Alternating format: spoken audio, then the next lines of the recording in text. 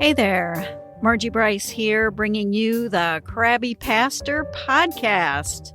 And I don't think you're going to be too surprised to know that it's too easy today to become the Crabby Pastor. Our time together will give you food for thought to help you be the ministry leader fully surrendered to God's purposes and living into whatever it takes to get you there and keep you there. So we're talking about sustainability in ministry. So how do the pieces of your life fit together? Do they fit together well and things are humming along just fine? Or are there some pieces that are tight or absent or just not fitting the bill? This is your invitation to join me in my glass workshop for a video series where I am going to do a stained glass project while I talk to you about sustainability and building sustainability into your heart and into your life. So I am going to be doing my art, which is a form of self-care, and I'm going to invite you into that space with me, and I'm going to chat. I'm going to chat about self-care, and I'm going to show you how I create. And there's a nifty analogy. Stained glass seems to be a very good metaphor for what I want to talk about. So I'd love for you to join me. To do that, to opt in, I'll need you to email me at crabbypastor@gmail.com. That's crabbypastor@gmail.com. So you won't want to miss this. You definitely won't want to miss this. So make a plan to join me in the glass workshop. This is Margie Bryce again with the Crabby Pastor podcast, because we are wanting fewer and fewer pastors to be crabby. Even if you're just crabby on the inside, that counts too. I'd like to think it doesn't, but we're all trained to do the non-anxious presence thing, right? So I'm committed to that. And I have with me Paul Kuzma, who is going to share with us a back from burnout, not back to burnout. That's a whole different episode, isn't it? It is. There is. Yeah. So another back from burnout episode. So Paul, I'm going to ask you to introduce yourself. Tell us what you're doing right now in ministry. Yeah. Margie, thanks so much for the privilege and the honor of getting to connect with you and your listeners and to get to share some of my story in hopes that it will help a few. So I am in terms of what I do, I am a Foursquare pastor at my core. I started pastoring way back in 1985, graduated from Bible college in 1987, and ended up in full-time vocational ministry at a Foursquare church in Simi Valley, California. Where I spent 8 years on staff as a youth pastor, 4 years as associate pastor before I became the senior pastor of that same church. And in those first 12 years that I was on staff, I had worked with the 3 previous senior pastors. All those transitions were painful. Before I ended up we'll get in a little bit more of my burnout story 3.5 years after I became senior pastor. What I do today is I serve full-time as director and certified pastoral counselor at Center for Spiritual Renewal East, which is a retreat center for Foursquare pastors and their families that's located in, of all places, Christiansburg, Virginia. Yeah. I saw that and I thought, well, isn't that interesting? Were you there before it was named the town, or? No. Christiansburg was established way back if I remember right, sometime in the late 1700s. And we're tucked into the southwest corner of the Commonwealth of Virginia. And we're better known for our next door neighbor, Blacksburg, which is the home of the Virginia Tech Hokies. Go Hokies. Oh, Hokies? Hokies. Hokie with a K? That's correct. Hokies. So what's a Hokie? That's it's so fun that you've just asked me that question, Just Margie. I'm going to give you the official answer. okay. We don't know. Oh, That is okay. you can Google it. What All is right. a Hokie? I'll What's take the your word official for it. answer? What's a Virginia Tech I Hokie? mean, We I don't know. keep asking my husband what's a Nittany lion as opposed to a regular lion. There you go. There you go. So you're like, what? So our mascot for the Virginia Tech Hokies is a turkey. And the reason for that is because before the name Hokies, they were called the Virginia Tech Gobblers. Is this so? The question is that an improvement to hokey? I don't know. Exactly. Oh, I don't So know. so we have a an 80 plus acre campus Hmm. that for the Foursquare Church denomination owns, that is called, the whole of it is called Crosspoint Conference Center, but on the campus is a set of 7 apartments in one of 4 apartment buildings that is dedicated as what I love to call Foursquare's gift of a free timeshare to our pastors and their families. Wow. We Wow. I invite love it. them for up to a week a year of free lodging, very nicely uh, kind of plushed out apartment that a pastor or their family members get fully to themselves. They can come for anything from a study break to some Sabbath rest to crisis management. They're dealing with some kind of crisis. If they'd like counseling, I'm the primary counselor on the campus, serving in that role full time. A Okay. little part-time slice of my life, Margie. I work with a guy by the name of Pete Scazzaro. Pete and his wife Jerry Mm, Scazzaro are the founders of a ministry that today is called Emotionally Healthy Discipleship, yes. and it really crosses well with my work with our Foursquare pastors. Emotionally healthy discipleship is based on the premise that you can't separate your emotional health from your spiritual maturity. Mm. Therefore, you can't be spiritually mature while remaining emotionally immature. And that's got a lot of tie into my own story. Yeah, Um, sure. And it's scary. It's scary to boot. Just absolutely, if you think about, society as a absolutely, whole, or, that's that's right. very scary. But I'm very excited to have you on, as a member of the Foursquare denomination, because Sure. as this podcast, I want to serve broadly, Yeah, pastors of any denomination that is awesome. willing to, and it does take a bit of humility to say, I've got issues. I need to do better with self-care. I need to all of that. So I'm excited about that. So I want you to talk to us though about your ministry context prior to burnout. So you were a senior pastor, 3.5 years in. Yep. At the same church that I had already served. By the time I hit burnout, it was a little over 15 years of ministry at the same church. And Mm-hmm. like I mentioned a couple of minutes ago, served my first 12 years with the 3 previous senior pastors. All of those transitions were painful for the pastor's family and the church.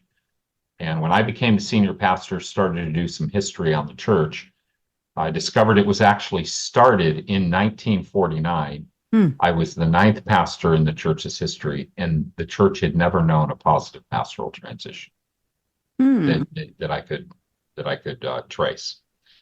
And so 3.5 years in, I found myself in a season of having given myself to a flurry of ministry activity, as most pastors do, not knowing much about limits or boundaries at the time, and found myself in a season barely able to get out of bed many mornings, crying at the drop of a hat, getting angry about things that I didn't generally or historically get angry about, Mm-hmm.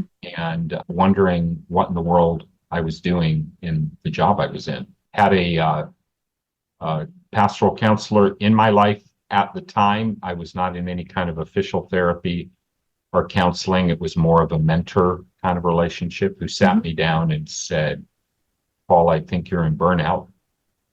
And didn't get here overnight, not getting out overnight.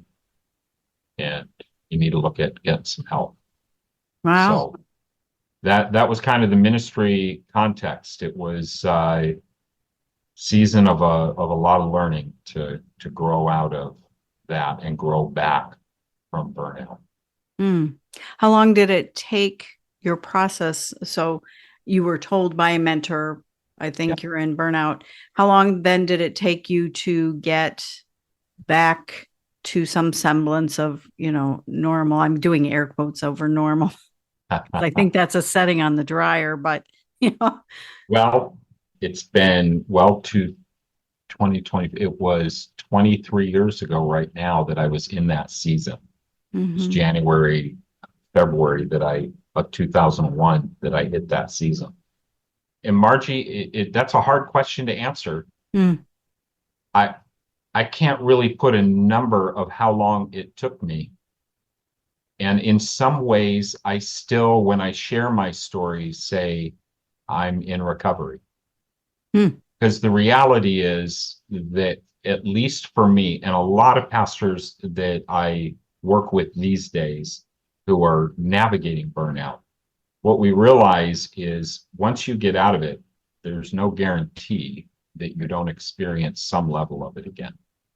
Mm.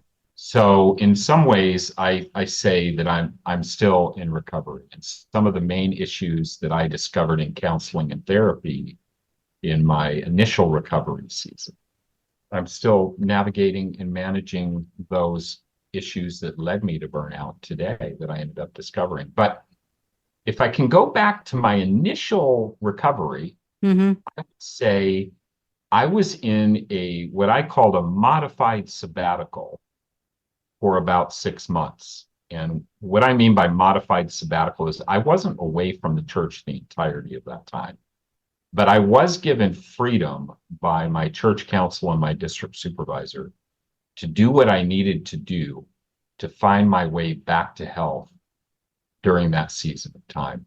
And I think even better than the term normal is the term new norm. Mm. It took me Okay. about it took me about 6 months to get back to a place where I said to my congregation, I'm back, but it's going to look different. Okay. And then it probably took me another 4 or 5 years to figure out what that different really was. There's a lot of fine tuning there. Sure. And how did it have to look different this time? Yeah. Yeah. So probably best by filling in that what ended up happening was initially when my mentor sat down with me and I started talking about my symptoms of very low energy, strong fatigue, hardly getting out of bed in the morning, crying at the drop of a hat, the anger that I was experiencing. He was the one who said, I think you need some time off. It had been a long time. Probably the most time I had taken off all at once was maybe a week and a half or two, which didn't happen very often. And so we ended up arranging for me to take a break for 1 month. I felt like at the time that's all the church could handle. I had a pretty skewed view of my importance at the time, if I could put Mm. it that way. And so I took a month off. I came back at the end of that month. It was an incredible time of reconnecting with Jesus as a person. Mm. But I came back and encountered a couple situations where that anger arose. It became quickly apparent to me that 1 month wasn't enough. But even when I took my 1 month break, I refused to call it a sabbatical because at our church, sabbaticals were things that pastors didn't come back from. Really? They were what I call reactive sabbaticals. I think there's two kinds of sabbaticals I've learned over the years: reactive and proactive. And in around our denomination and around the church I was at, sabbaticals were things that pastors, they were disciplinary in nature. We have to put a pastor on sabbatical Mm. versus being proactive in planning to engage seasons of sabbatical every handful of years. We didn't just happen to have that kind of history in our denomination. So when it became apparent that the 1 month wasn't enough, I ended up working out an idea that I called a modified sabbatical, which again meant that I wasn't preaching every week like I previously was, and I was free to make decisions about my schedule on a day-to-day basis. It allowed me to follow my body, see my doctor. So I started getting a physical in place. At the time, I had high blood pressure. First time in my life I'd faced that. Started being treated for that. And then also began to see a therapist for the first time. A therapist's office is a place that I'd never gone to for myself, even though I told hundreds of people over the years to go there. Mm. So it was in therapy that I started to be introduced to the concept of family systems theory and my family of origin. Had my first therapist do a genogram with me. Discovered I had played the role of savior in my family of origin. Oh, interesting. And ended up discovering how common it is that we take the role that we played in our family of origin into the rest of our life in our adult years. And how I had become, in my mind, without ever, almost subconsciously, wanting to be or thinking I was called to be the savior for this congregation who had painful pastoral history. Yeah, yeah. So, And you know, we're fixers. We're fixers, yes, but except when it comes to ourselves and we're in a yes, situation absolutely. and or we're broken or whatever. I mean, I just did this. I just did this again. You know, and I Yeah, thought, you know, because I can easily say, wow, you know, yeah, pastors don't this and they don't go for help and they don't, you know, reach out for coaching. They don't reach out for what they need. They're a tough audience to minister to. And then I turned around and realized I'm talking about myself again because I just did it again. yes. So that speaks to a critical lesson that I learned with my initial therapist, Margie. I ended up initially spending 2 weeks at a retreat center up in Northern California with a therapist who was a former pastor himself. Hmm.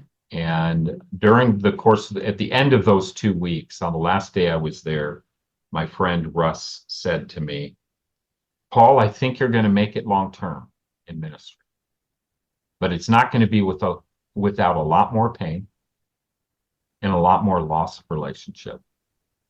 Mm. And I said, Russ, thanks so much, my brother, for those just deeply encouraging parting words. And if I could do what you need to do with this in the recording, Margie, I looked Mm. at him and I said, what the hell does that mean? Because I am shaking in my boots right now. He said, well, he said, Paul, we've talked about a lot of things over these 2 weeks in your life, in your approach to ministry that need to change for you to last long term. He said, more pain means that you're going to go home and be tempted to keep doing life and ministry the way you've always done it. Mm-hmm. And it will be painful for you to call yourself out and do it differently. He said, more loss of relationship means that I'm sending you home to a congregation that's only known Pastor Paul one way for 15 years. And when you start to do life and ministry differently, you're going to have some people who aren't going to like it. And that's probably going to lead to some loss of relationship. Well, this guy could not have been, this former pastor now serving as the therapist could not have been more prophetic. Margie, one of the, it's become kind of a mantra of my story that I joke with a little bit. I'll often say over the next 4 or 5 years, we learned how to grow a church from about 400 or 500 people to about 200 people. And I'm not being facetious about the growth because Right. the depth of growth for the congregation. We did not have one church split. We didn't have a Sunday where like half of the people didn't show up. Right. But what we did have was kind of decision by decision or conflict by conflict. We'd have people that would make decisions that Paul's not doing life and ministry the same way he's always done it. One of the things that I began to address in therapy was how much of a conflict avoider I was, and how I didn't see conflict as healthy or normal or natural. I saw it as, conflict means that there's a problem. Mm-hmm. And so when I began to start to take a healthy view of conflict and learn conflict management, that was different for people. That I actually began to address conflict as it arose. I'm not saying I did it all perfectly. Right. There were people that I hurt that I've had to return to and reconcile with to the best of my ability. But I just began to do it differently, and it produced results that weren't always up and to the right, if I could put it that way. So what else did you do differently? Yeah. So Russ, my first couple of days there, asked me if I'd ever read a book by John Townsend and Henry Cloud called Boundaries. Mm. And I said, man, Russ, that's such a great book. I recommend that book all the time. And he said, okay, but have you ever read the book? I said, man, that's got some great chapters in it. I've passed chapters in that book to people. He said, Paul, have you ever read the book Boundaries? I said, nah, not really. No. And that book became foundational for me, Margie, to begin to realize that boundaries are an important part of health and self-care. Mm-hmm. So, I began to put boundaries in place around, some of my hours. I began to learn about Sabbath and its importance, and began to institute and implement Sabbath practice. I began to recognize that a couple of the personal issues that had led me into burnout had to do with work addiction and perfectionism, and began to address those areas in my life. A very practical thing that I started to do, interestingly, that I've now gone into counseling. At the time, I was doing a lot of counseling and began to realize how much of a time and energy drain it was, and that at that season, I was not the best counselor for people. So I began to refer people to counseling instead of doing the counseling myself. And that was one boundary that I was working with in a fresh and new way in my life. So those were some of the things that I began to change about how I was approaching life and ministry. And do it. Yeah. And I'm curious too about, you said workaholic, and I think many pastors are encumbered with the productivity mindset. I can do that at the end of the day. I look at, was I productive today? Was this a productive day? And maybe there were good things that were sown into the day. Yes. That will lead to other things in the future. But the North American mindset towards productivity is a little, and it's impacted ministry in the church. Yes. That's absolutely right. The Western mindset of productivity. I would add to that list of factors driving work addiction and workaholism for pastors. I would add to that the history of the church growth movement in America, and the maybe the filter of productivity that's been placed over that every healthy church grows. And that should be in numbers as well. Right.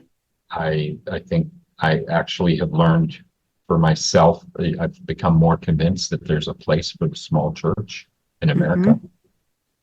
I think another layer or factor on this issue of work addiction is, how in the world can I work too much for God?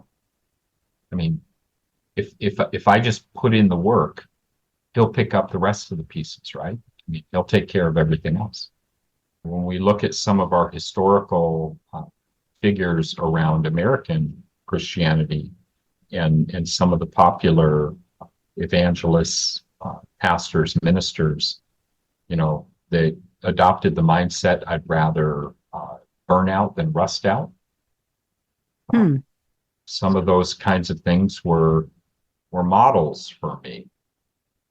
So I think those were all factors in the work addiction piece as well. Mhm. My own family of origin, watching my mom and dad uh, work and work and work and work, put the nose to the grindstone. Those were factors for my own work addiction as well. Mhm. So you did a lot of introspection, a lot of work on your self-awareness to Yes, know why you do the things you do in the way that you do them, and then decided to pull back on what wasn't healthy. yes.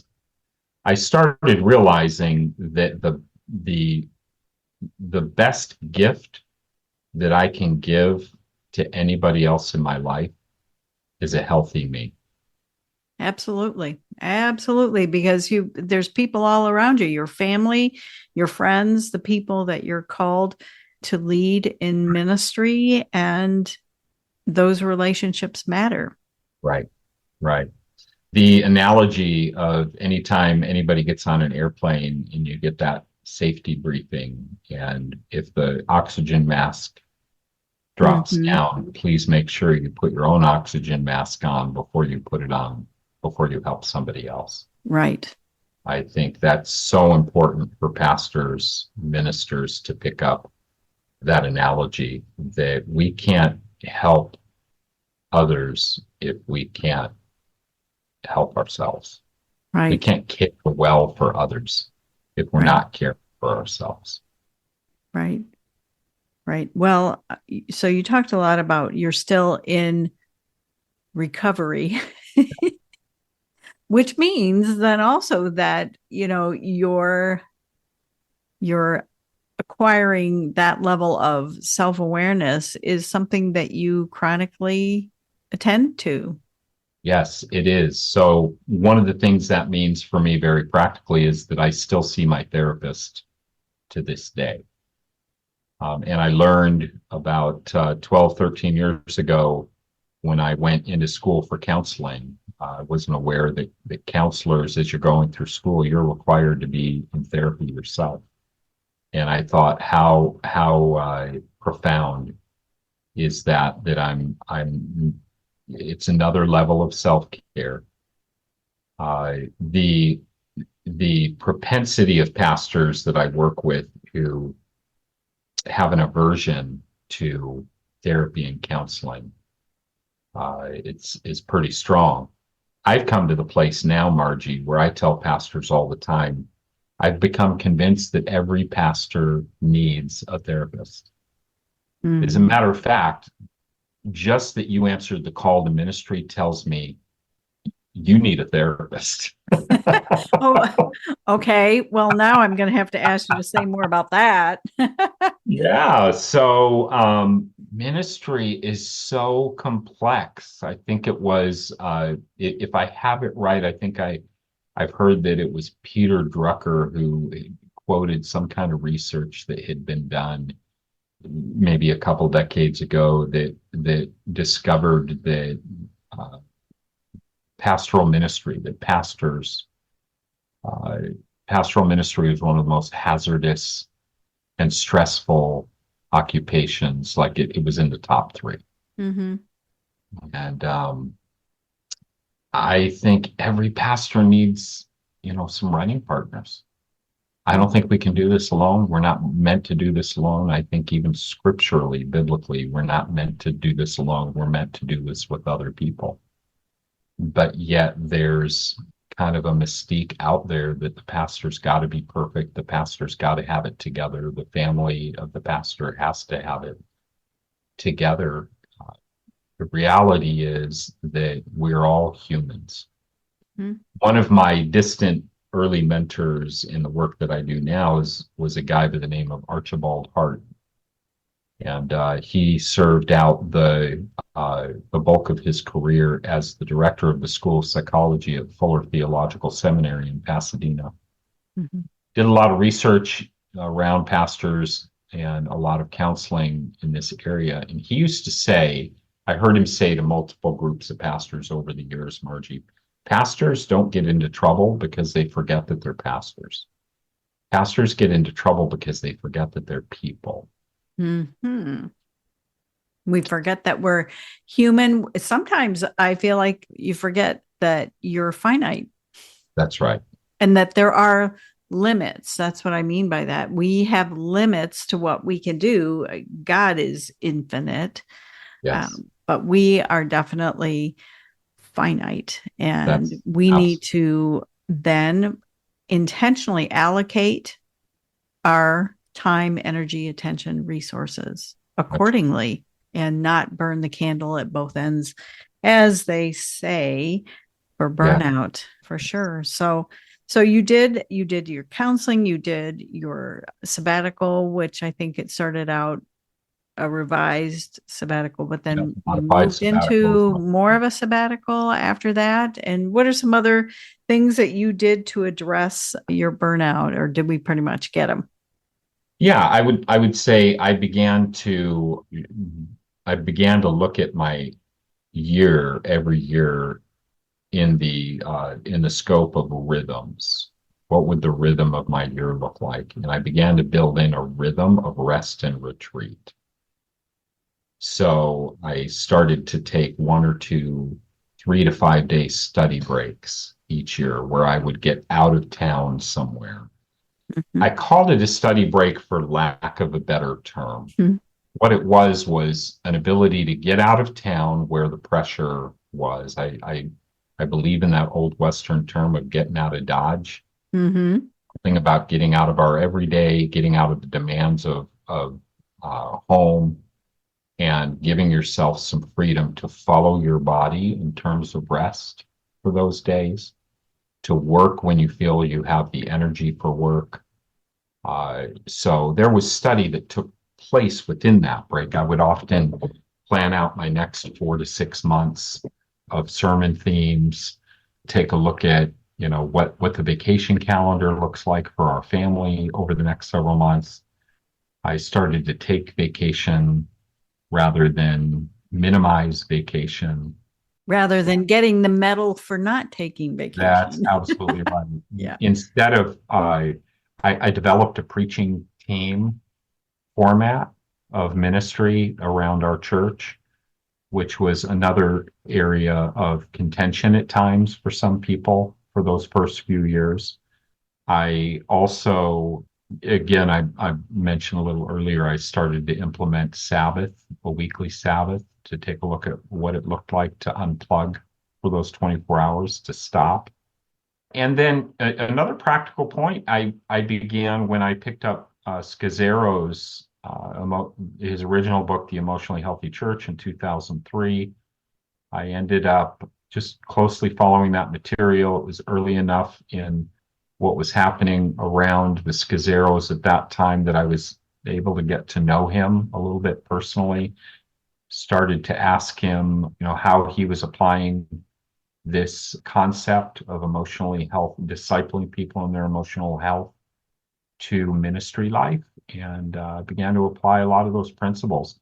And over those years, as his notoriety grew a little bit more, he asked if I would just take some phone calls and emails from pastors that are wondering the same things that I was wondering, and that I was actually applying. And so today I serve as director of a small group of volunteers, pastors who have applied and integrated what we call the emotionally healthy discipleship course into our church's discipleship pathways. Mm. And we talk with pastors around the US and Canada about doing that same thing. So that has helped me as well. It's another practical way that I've just continued to engage that in my own personal life.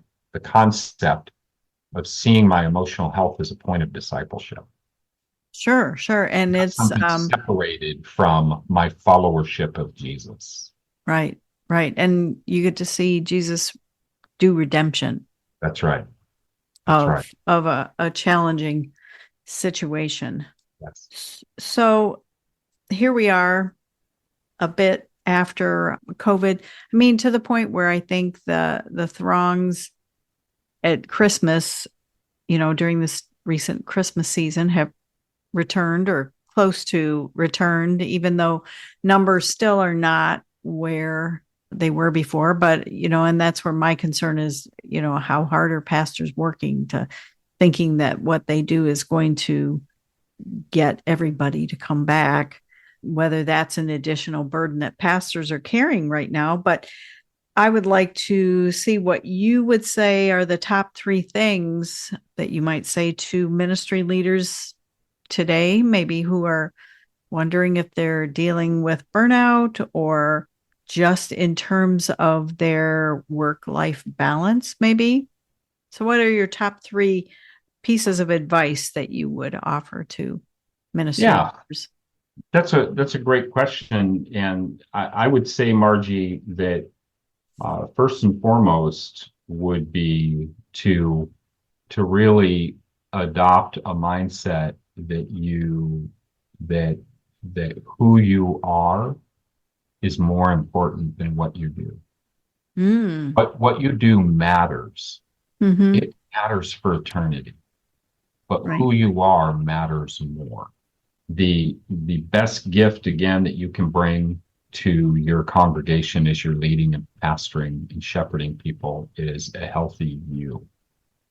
So whatever you can do to invest in who you are and let what you do flow from that well, Mm-hmm. your own relationship with Jesus, your relationship with your family, friends, and a relationship with your congregation.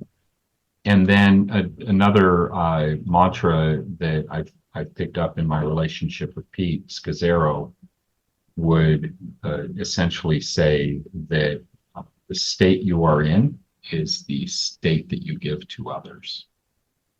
So if you're an anxious person, that will make you an anxious pastor. And it's important to realize, again, that who you are will inform what you do. So invest in you, number one. And I think I come back to the mantra I mentioned earlier. I think every pastor needs a therapist. If it's a therapist, a counselor, life coach, different seasons of your life in leadership might demand different relationships. Take the forefront. Spiritual director. Don't do the journey alone is what I like to say. You need to have other people with you. And I know at one point I had a spiritual director and a coach. I was leading a merger and I was thinking, man, I could mess this up. Yeah. And so I got, the people to journey with me. I mean, this is out of Proverbs. The counsel of many is wise. That's right. And so I thought, well, we're loading up. Yes. But it is important not to journey alone because you get stuck inside your own head, and sometimes that's not a great place to be at all. It's not. The mantra I use for that is your head is a dangerous place. Don't ever go there alone. Yes. The second thing I would say is that it's so important to be honest with yourself about about stress and its impact. And how stressful ministry can be and is, and then figure out what works for you to navigate and manage that stress and cope with that stress in healthy ways. I mentioned Arch Hart a little bit ago. He's written several books. What I consider his cornerstone work of Arch's life is in a book called The Hidden Link Between Adrenaline and Stress.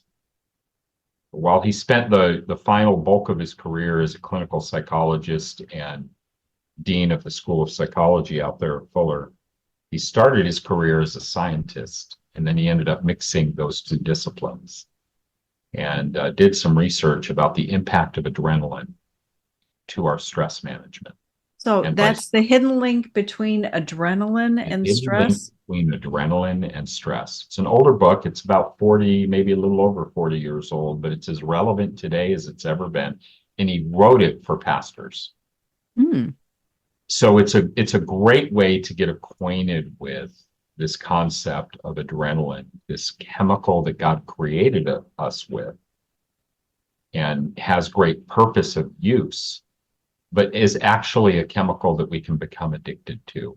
Arch proposes that we can actually become so addicted to our adrenaline that we're pulling on it at will.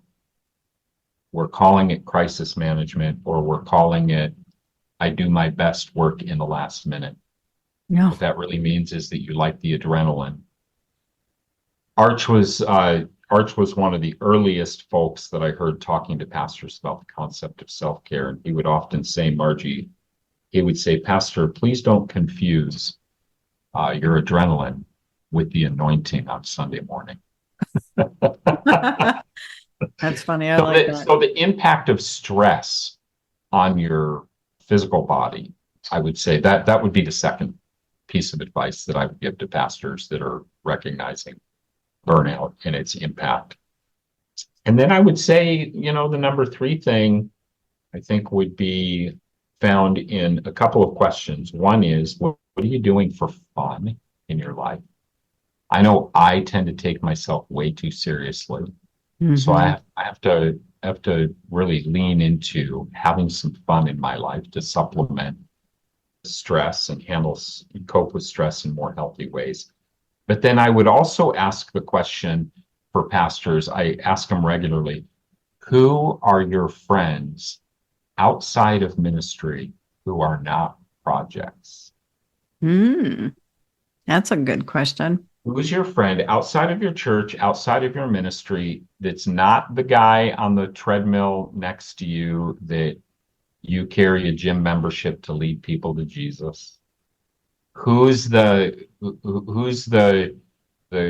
friend in your life that's not somebody you're meeting at the coffee house, to disciple them on a weekly basis? Who are your friends outside of ministry? And I'll tell you, it's become more and more important over time, especially given that one of the most significant pieces of research coming to the surface over the last few years is how lonely and isolating ministry can be. Mm-hmm. Absolutely. And so when I'm asking pastors that question, Margie, I'm regularly having pastors saying, I have no one. Mm-hmm. I do not have friends. The people that are in my life are there because I'm a pastor. Mm-hmm. And how well do pastors cope with attempting to find friends who are not projects, who are not part of their church? Yeah, it has to come back to the idea of what you do matters, but who you are matters more. So I find that many pastors, before they can even navigate into the practicality of where do I find those friends, we have to wade through a little bit of a marsh, maybe for some pastors a swamp of I am what I do. Yeah. Period. And I find my identity. If I'm not pastoring, I don't know who I am. One of my, I've had 3 different therapists over the course of the last couple of decades plus. One of my early therapists, I'll never forget how in one session it felt like a slap in the face, Margie, when he said to me, Paul, I can always tell the health of your soul when you talk about doing something other than ministry. Felt like a slap in the face because when he said that, I realized, oh my goodness, I am talking about doing something other than God's call. Oh my. Is it okay to talk about that? And my therapist just told me it's okay to talk about that. That it's actually healthy to talk about. If you weren't in pastoral ministry, what would you do? Right. Sell insurance. No. Right. But so I think that's something that carries us through wading through the marsh or the swamp of who am I apart from what I do? Mm-hmm. And that's just such an important question to answer. So a lot of pastors, before they can ever figure out how do I find those friends, we have to go through the journey. And it is a journey, a process, a journey of transformation to get to the place of recognizing who I am is more important than what I do.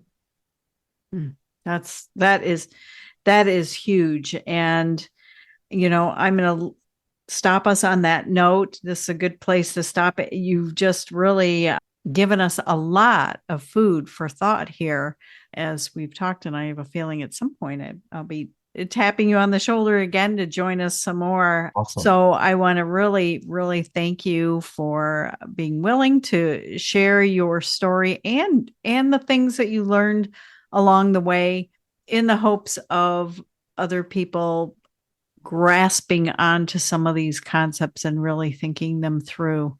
So thank you very much for being here. So welcome. Thank you for connecting and having me on. You're welcome. Are you wondering whether your fatigue, your lack of motivation, your lack of interest is burnout, maybe? I just wanted to let you know that I have a resource on the website, margiebryce.com. That's BRYCE, margiebryce.com. And it is a burnout questionnaire, free for you to download and kind of self-assess and get a sense of where you're at. And there are questions that not only ask about what you're going through, but maybe how often you're experiencing it. And that's kind of a key to where you might be, because you have to know where you are in order to chart a course forward. And most pastors and ministry leaders who experience burnout rarely know that that's where they're at until they're well into it. And if you're unsure about that little statistic, so far everybody that I've interviewed on this podcast who has experienced burnout, when I ask that kind of question, they're like, yeah, I didn't know that's where I was at. So again, go to margiebryce.com. It's on the homepage of the website, and you can get your burnout questionnaire and kind of see where you're at. Hey friends, the Crabby Pastor podcast is sponsored by Bryce Art Glass, and you can find that on Facebook. I make stained glass, that's part of my self-care. And also by Bryce Coaching, where I coach ministry leaders and business leaders. And so the funds that I generate from coaching and from making stained glass is what is supporting this podcast. And I will have opportunities for you to be a part of sponsoring me. And as always, you can do the buy me a cup of coffee thing in the show notes. But I will have some other ways that you can be a part of getting the word out about the importance of healthy self-care for ministry leaders. Hey, thanks for listening. It is my deep desire and passion to champion issues of sustainability in ministry and for your life. So I'm here to help. I stepped back from pastoral ministry, and I feel called to help ministry leaders create and cultivate sustainability in their lives so that they can go the distance with God and whatever plans that God has for you. I would love to help. I would consider it an honor. And in all things, make sure you connect to these sustainability practices, so that you don't become the crabby pastor.